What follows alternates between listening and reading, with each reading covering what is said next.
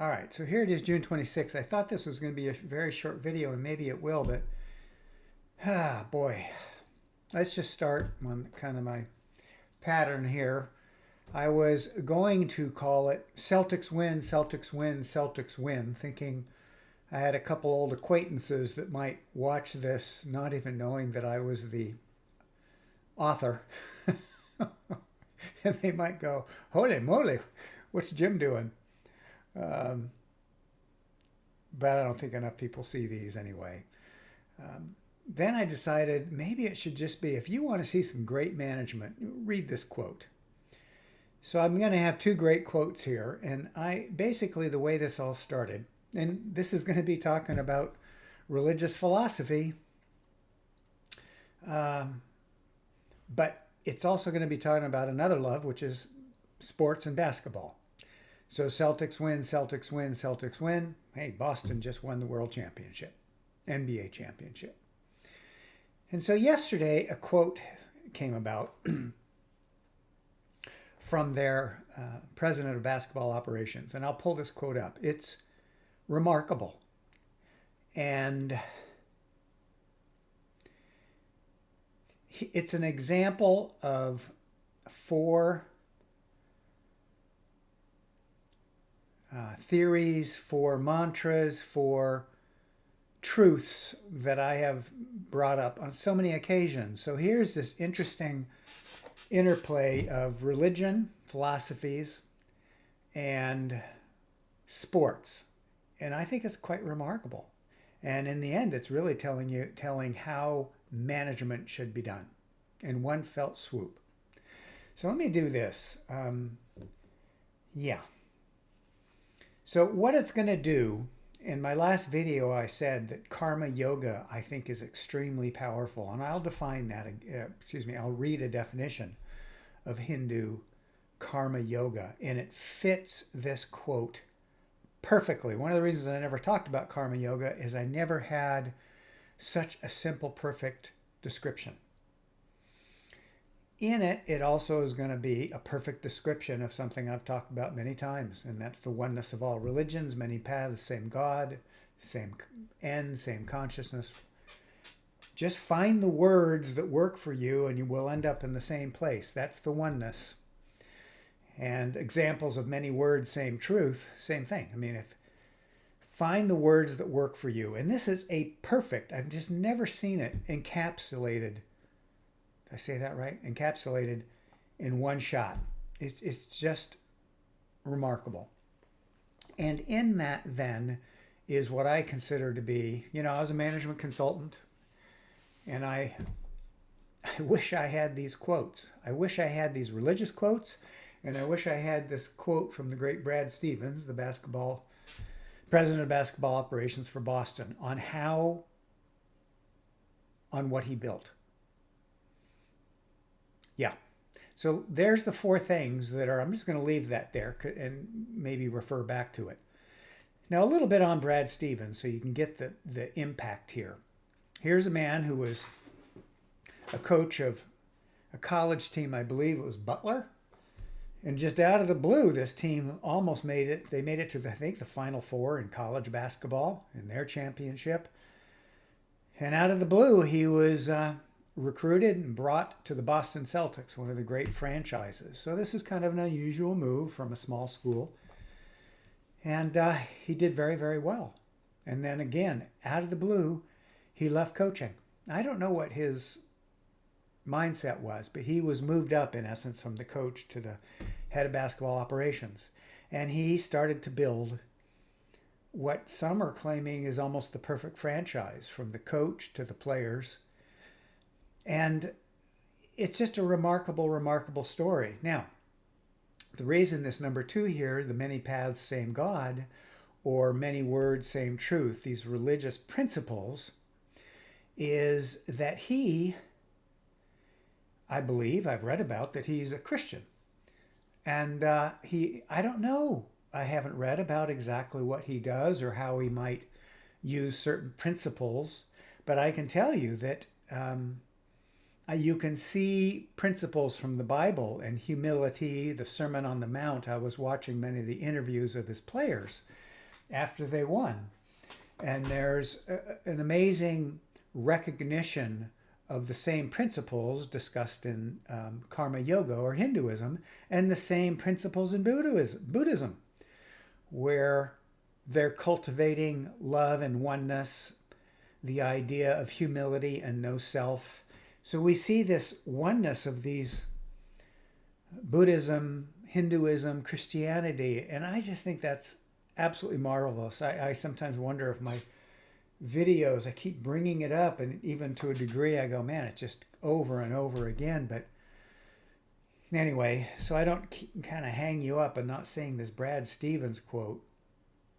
I was just very moved by it. So let me just pull that up and we'll just read it. And they were talking to him, and this reporter asked him, maybe I should have had that, but something like, what are you going to do, and how are you going to repeat, and what if it doesn't go as well next year, or something like that. But listen to this. And yeah, I could just see him, this very good, principled, selfless. That's a word you hear a lot in Christianity. It's always in Buddhism and Hinduism, selfless. Anyway, the adulation doesn't mean much in all sincerity. And the scrutiny doesn't mean much either. If you hang a banner, everybody is going to talk about how great you are. Ego building. And maybe there's a little of that. They celebrated, that's fine. And if you don't hang the banner, they're going to talk about how much you stink. If you tie your approach to that, then you're just going to ride a roller coaster that's not worth the journey. Isn't that incredible? That, to me, is the most incredible line. So I think the most important thing is you appreciate the people you're with. You try your best to have the best season you can, and you just keep going. Now, I'm going to leave all that there. I just think that's the most beautiful statement of number 4, management and team building. Can you practice that? And I tell you, that is a perfect definition of karma yoga. I will bet, I don't know, as a good Christian man, and many of the players I saw their interviews are too, that they are practicing doing the best they can in selfless attitude. I will bet, and you see people pointing to God and saying, thank you, God, for giving me these gifts. Yeah. And even in karma yoga, they say, give the results to God. We have to think, what does that mean? How do we do that? But I can tell you that in karma yoga, part of it is that we don't worry about the results. In that we do the best we can, but we don't get our ego, little s self, caught up in it. As such, we don't have worry. We don't have ego attachment. We can actually work in a team. So, there's a lot of words for this. Hiring, like if you're building a business, you're going to hire character, and you're going to hire people that want to be part of the group and just work hard. Now, you can kind of see how all this works on the management side, too. You can't have a manager pounding people. That's not good management. And you can't hire people that are going to be, quote unquote, selfless, but really they're just being apathetic. So we have to look at all this, and we see in what Brad Stevens did in building this team this is another interesting point, because this is his character, his selfless, egoless character. He can then see in hiring a coach and in bringing on players, he can see those right people. You see, if you don't have it first, you can't see it in others. And I used to, as a consultant, I'd see that. I'd see the good teams. I have a good friend, dear friend of years ago, and we were talking about his practice. I'm not going to get into it. I don't want to talk about his name or anything, but he mentioned that his staff have been there for 20 plus years. I've never heard of such a thing. All of them, 20 years. And then there it was. He was so principled, of good character. He hired people of same principle, same religion, I'm assume, but I don't even know. Same character. But this is what I marvel at when I watch sports. I marvel at almost always, it's almost 100%. You see these good teams, good character, selfless activity, and they win.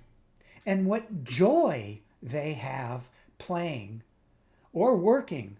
What a gift that is to be able to work in a group that's not being pounded on, that's not based on ego. It's based on that selfless approach. So here it is again. I just want to read this. The adulation doesn't mean much, and there will be a little bit in all sincerity. And the scrutiny doesn't mean much either. If you hang a banner, everybody is going to talk about how great you are. I would say, fine, hang the banner, but don't get identified with it and hung up in it. And that's what I think he's saying. And if you don't, in other words, you don't win, they're going to talk about how much you stink. If you tie your approach to that, to the end result, and what people are going to say and think, then you're just going to ride a roller coaster that's not worth the journey. So I think the most important thing is you appreciate the people you're with. You try the best to have the best season you can. And you just keep going. That is a remarkable, remarkable statement of he, as a Christian, is saying the same thing that I believe is written in a Buddhist text, and the same thing in Karma Yoga texts, the same thing in the great, I just wish I had these things, these various religious philosophies, and then some of these quotes when I was consulting. I think I would have presented better the idea of perfect management, maybe is a good way. And let me go to this Karma Yoga, since according to Krishna in the Bhagavad Gita, Karma Yoga is the spiritual practice. Now this is becoming one with God or finding self-realization, big S self, meaning the bigger picture, one with God, consciousness. Again, we get back to these same things, whether you call it, whatever words you want to use, okay? Spiritual practice of selfless action performed for the benefit of others. Karma Yoga is a path to reach, I'll just say, spiritual liberation through work. It is rightful action without being attached to the fruits or being manipulated by what the results might be. There it is. I mean, boy, maybe I should, now, I'm a little bit stuck on having that there for now. So we're not performing for the end result. We do have that goal, but we're appreciating and enjoying the path in selfless action. And we're not getting caught up in the worries and the ego attachment. Well, anyway, it's all right there. A dedication to one's duty and trying one's best. Same words as Brad Stevens. While being neutral to the rewards or outcomes, such as success or failure. Within Hinduism, this means selfless service to others as a means of spiritual practice. So we can put all of this, package it all together, and kaboom, we've got Brad Stevens. And isn't that an amazing statement of there's many different words for the same truth, an amazing statement of many paths to the same God or consciousness? I bet these people made more gains on the Boston Celtics in their lives, both spiritually, individually, as teammates. I don't even know if they know exactly what happened, other than I bet they just had pure joy. And they were creating pure joy for others, including the fans. It's really a remarkable, remarkable achievement. And again, seeing the similarities of Karma Yoga, the no self, cultivation of love of Buddha, of Jesus, of humility in the Sermon on the Mount. When I first started this, I didn't even see that. I wish I had all this when I was a consultant. So I'm just going to end this to say, what a dream it is to work and play. Work in a good group, play on a good team, no egos, no yelling, good character. Just do the best you can. It's remarkable. Just absolutely. gaining self-realization and bliss through basketball. I, who knows? Who knows? I just think that's really, really remarkable. So there's my religion, management, team building, and basketball all in one. There you go.